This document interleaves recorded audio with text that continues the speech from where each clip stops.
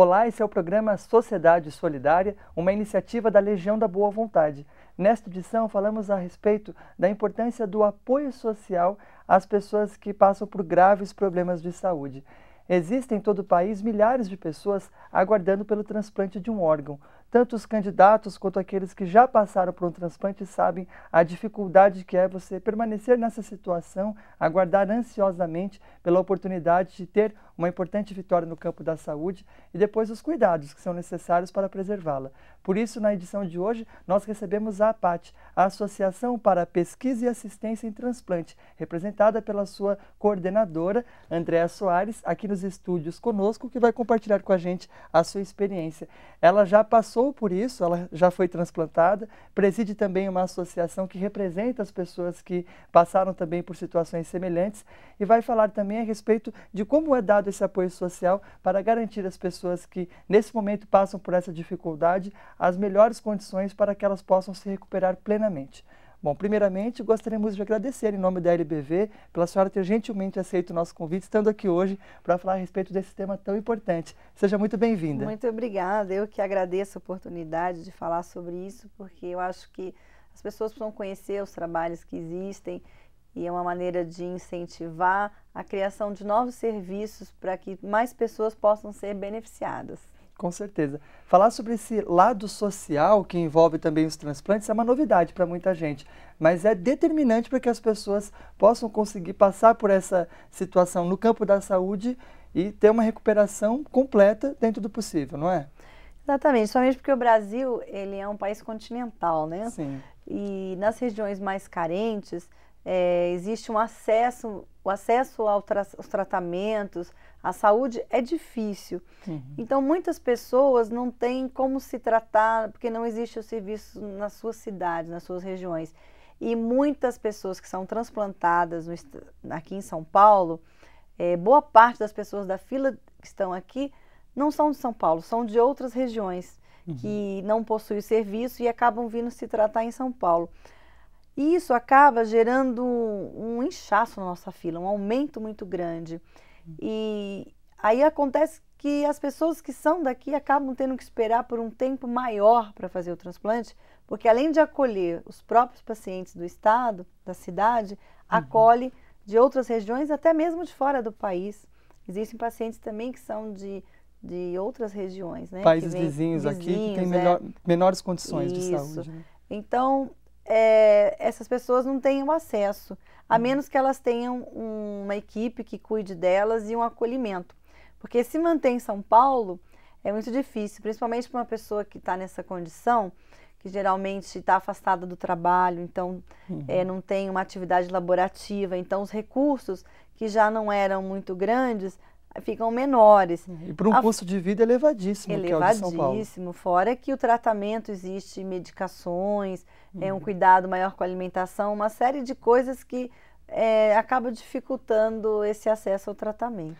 Geralmente o tratamento também ele tem uma longa duração, não é? Tem uma longa duração, porque, por exemplo, alguns pacientes ficam 3, 4, 5 anos numa fila de transplante de fígado. Então, são tratamentos difíceis, demorados e muitas das vezes as pessoas não conseguem trabalhar por causa do estado mesmo, né?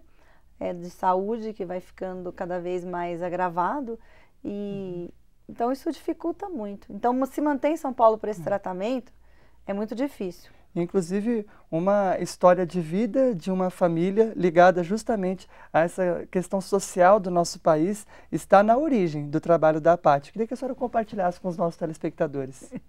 Bom, na verdade, esse meu trabalho na APAT começou de uma maneira bem interessante.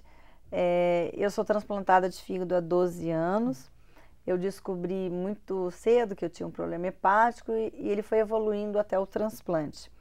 E eu conheci, logo um ano após o transplante, eu conheci uma associação, que é a Transpática, numa gravação de um programa de televisão, e fui convidada a conhecer o trabalho e me encantei com o trabalho que eles faziam, dando assistência aos portadores de hepatites, pessoas que precisavam de um transplante e não sabiam nem por onde começar.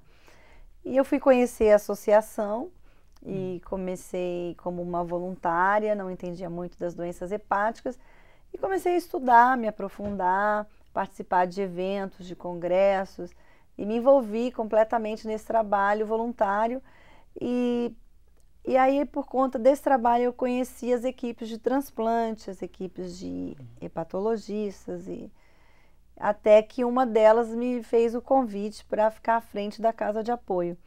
E eu vi nisso um presente de Deus, porque eu acho que foi uma oportunidade de fazer com que tudo aquilo pelo que eu passei, que foi um processo difícil, não é um processo fácil, foi um processo de muitas perdas, eu conseguisse usar tudo isso para fazer alguma coisa em prol de alguém, né? Então, assim, eu vi isso uma oportunidade de devolver para o universo um pouquinho do que eu recebi, que foi uma chance nova de viver.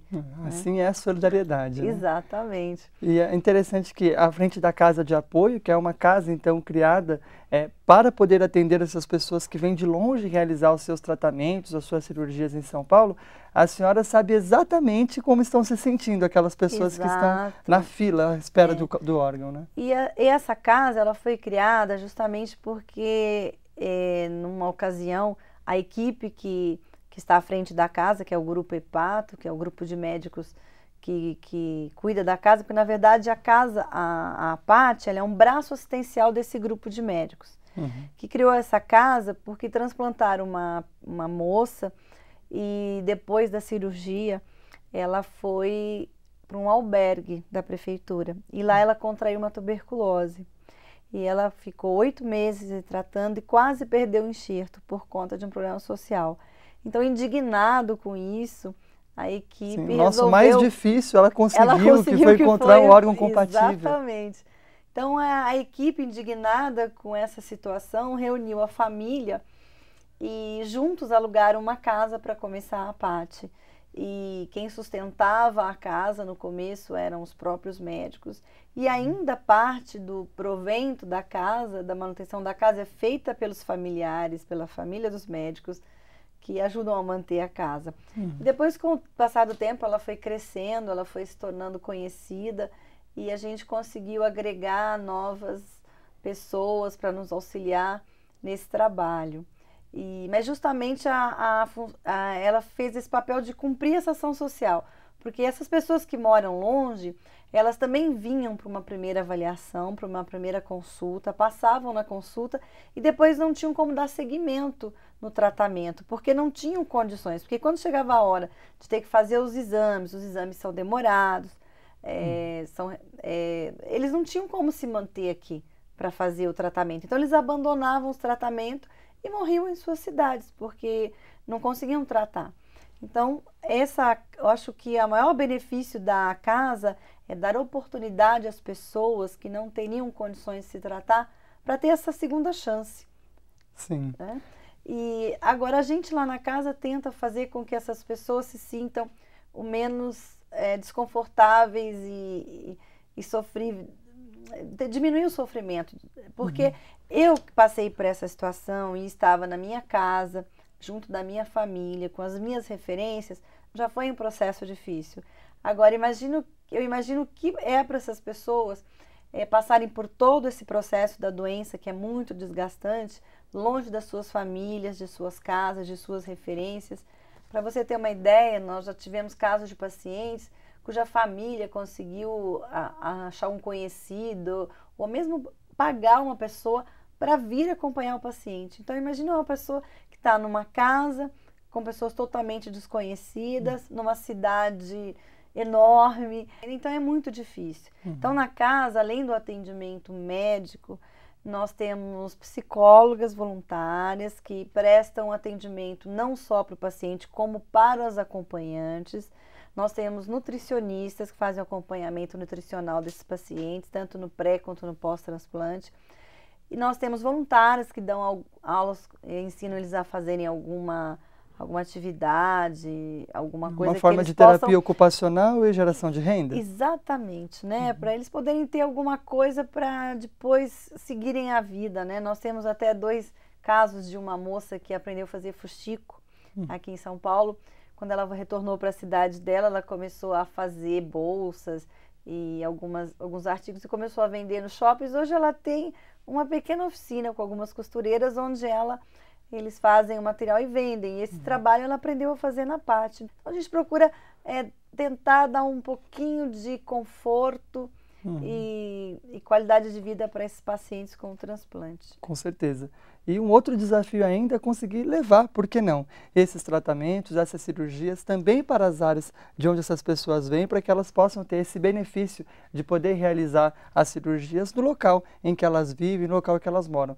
E é sobre isso que a gente volta a falar no próximo bloco, quando nós continuamos a conhecer o trabalho da APAT, a Associação para a Pesquisa e Assistência em Transplante. Na edição de hoje, nós conversamos com a representante da entidade, Andréa Teixeira Soares, coordenadora da Casa de Apoio que a entidade tem em São Paulo, para receber as pessoas que vêm de longe para passarem tratamentos muito graves na capital paulista. O Sociedade Solidária vai para um breve intervalo e dentro de instantes voltamos com esse bate-papo.